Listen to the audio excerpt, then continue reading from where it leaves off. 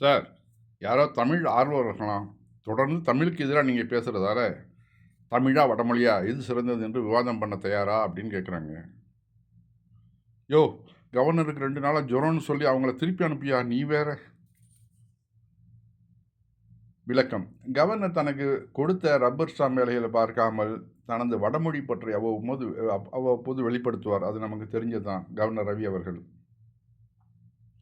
தமிழ் ஆர்வலர்கள் பொங்கி எழும்போது ஓடி ஒளிந்து கொள்வார். விவாதத்துக்கு வரமாட்டார். ஏன்னாக்க தமிழா, சமஸ்கிருதமா அப்படிங்கிற ஒரு விவாதம் வந்துச்சுனாக்க, கண்டிப்பா தமிழ் தான் ஜெயிக்குங்கிறது நமக்கு எல்லாருக்குமே தெரியும். அவருக்கும் தெரியும் அது. அவருக்கு வேற வழி இல்லாம, தன்னுடைய இனப்பற்ற காட்டுவதற்காக இப்படிலாம் சொல்லிக்கிட்டு இருப்பாரு. அதனால, இப்போ கொஞ்சம் அடங்கி இருக்கிறார். மேலிடத்துலேருந்து வந்த உத்தரவா கூட இருக்கலாம். கொஞ்சம் அடக்கி வாசிக்கிறார். ஆளுங்கட்சியோட கொஞ்சம் ஒத்து போறார். அடுத்து, அம்மா தாத்தா குறட்டை விட்டு தூங்குறார். இப்போ பாரேன், பயத்தில் அலறப் போறார். டேய் வேணாண்டா, அவரை விட்டுடுடா அப்படின்னு அம்மா ரொம்ப பயத்தில் கத்துறாங்க. ஏன்னா அவங்க அப்பா எல்லாம் தூங்குறது. அதனால் வீட்டில் உள்ள சுட்டி பையன்கள் தொல்லை நமக்கு தாங்க முடியாது. சில நேரங்களில் அது விபரீதமாக கூட முடிஞ்சிடும். ஆக நாம் தான் கவனமாக இருக்கணும். ரொம்பவும் கேர்ஃபுல்லாக இருக்கணும். இந்த பிள்ளைங்க தானே, சின்ன பிள்ளைங்க தானே அப்படின்னு சொல்லிட்டு நம்ம கொஞ்சம் கண்டுக்காமல் இருந்தோம்னாக்க, அது பெரிய இழப்புலலாம் பல வீடுகளில் வந்துட்டுருக்குது. ஏன்னா இளம் கன்று பயமறியாதுன்னு சொல்லுவாங்கள்ல, அது மாதிரி நிறைய வீடுகளில் சின்ன சுட்டி பையன்கள்னால வீட்டில் பெரிய பிரச்சனைகளே வந்திருக்குது. குடும்பங்களே பிரிஞ்சிருக்குது. அது மாதிரிலாம் நிறைய நடந்திருக்குது. அதனால் சின்ன பிள்ளைங்க விஷயங்களில் ரொம்ப ரொம்ப நம்ம கேர்ஃபுல்லாக இருக்கணும். அதை நம்ம இந்த கார்ட்டூன் மூலிமா உணர்ந்துக்கிறோம். ஓகேயா? அடுத்து, காலையில் எந்திரிச்சு யூடியூப் போகலாமா, ட்விட்டர் போகலாமான்னு தான் நினைக்க தோணுது. வேலைக்கு போக தோண மாட்டேங்குது. இது பல பேரோட திண்ணை துங்கிகளோடைய கனவு. 24 மணி நேரமும் போதில்ல சில பேருக்கு. ஏன்னா அந்த அளவு வேலை செய்கிறாங்க. கடுமையாக உழைக்கிறாங்க. பார்ட் டைம் பார்க்குறாங்க. என்னென்னமோ செய்கிறாங்க. ஆனால் சிலருக்கு காலையில் எழுந்ததுலேருந்து மரத்தடியில் போய் உட்காருவது, மொபைல் நோண்டுவது, டீ கடையில் போய் உட்கார்றது, சாப்பிட்றது, அங்கே உள்ள பேப்பர்களை படிக்கிறது, அப்புறம் உலக அரசியல் அப்படியே கொஞ்சம் அலசுறது, சினிமாவை கொஞ்சம் அலசுறது, அப்புறம் அப்படியே டைம் ஆகிடுச்சா, ஆ 1 மணி ஆச்சா, சரி சரி சாப்பாடு டைம்ப்பா கிளம்புவோம். இந்த கல்யாண பரிசில் தங்கவேலு, நம்ம ஜெமினி கணேசன் ஜோக்கு தான் ஞாபகம் வரும். அது மாதிரி பல பேருடைய வாழ்க்கை இருக்குது. அதை மாற்றிக்கணும். அதாவது ஒரு வாழ்க்கையில் ஒரு எய்ம் இருக்கணும். அந்த எய்ம் இல்லைண்டாக்க நாம் தோல்வியை தான் அடைவோம். பலரால் அவமானப்படுத்தப்படுவோம். அதை நம்ம கவனத்தில் கொள்ளணும். அடுத்து பாருங்க,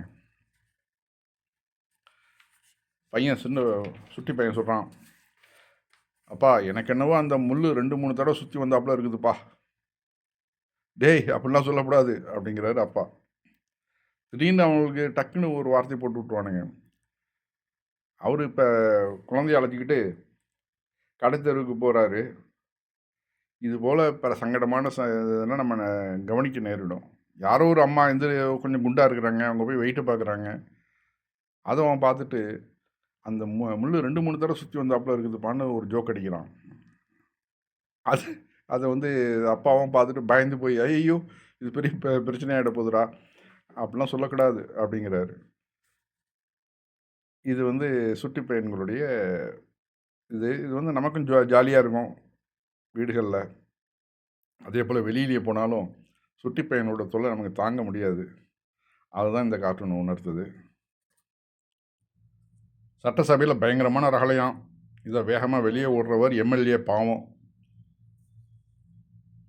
இது இப்போ நம்ம கணினி யுகத்தில் வாழ்ந்துட்டுருக்குறோம்.